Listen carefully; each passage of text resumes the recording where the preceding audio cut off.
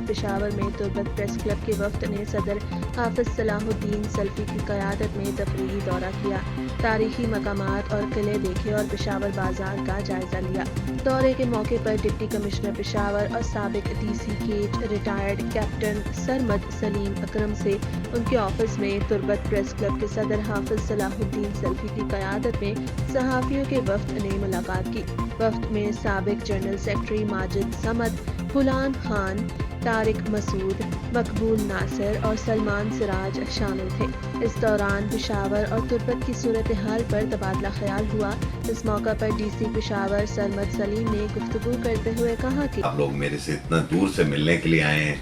اس سے بڑی میرے لیے کیا اور عزت ہو سکتی ہے کہ آپ لوگوں نے اسلام آباد تک آنا تھا اور اس کے بعد آگے پشاور بھی آئے میرے پاس۔ آپ لوگوں کا شکریہ۔ جس طرح بھی آپ لوگوں سے میں بات کر بھی رہا تھا کہ میں ہر بندے کو تربت کی اگزامپل اس لیے بھی دیتا ہوں کہ میرا سب سے اچھا ٹائم جو ہے اپنی نوکری میں وہ تربت میں گزرا ہے، اور لوگ حالانکہ میں جب بھی یہاں پہ ذکر کرتا ہوں تو لوگ سمجھتے ہیں کہ شاید ٹوکن والا آج کل نظام جو شروع ہے اس کی وجہ سے اچھا گزرا ہے، تو میں ان سب کو بتاتا ہوں کہ ہمارے زمانے میں بین تھا، یہ ٹوکن والا نظام بھی نہیں تھا اور یہ بین ہوئی تھی ہمارے زمانے میں، لیکن اللہ کا شکر ہے وہاں پہ ٹائم اتنا اچھا گزرا ہے اور لوگوں کے ساتھ اتنا اچھا ٹائم گزرا ہے۔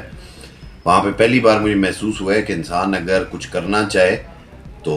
چھوٹی جگہ پہ بھی اور جہاں پہ حالات صحیح نہ ہوں وہاں پہ بھی انسان کافی کچھ کر سکتا ہے۔ اور جو سب سے بڑی خوشی کی بات یہ تھی وہ وہاں کے لوگ ہیں، وہاں کی جو عوام کے لوگ تھے، انہوں نے جتنا پیار دیا ہے مجھے جانے کے بعد۔ بیٹھے ہوئے تو الحمدللہ سارے ہی بڑا پیار دیتے ہیں، لیکن جو جانے کے بعد پیار دیا ہے تو آپ یقین کریں کہ میں خود مشکور بھی ہوں اور میں اپنے آپ کو قرضدار بھی سمجھتا ہوں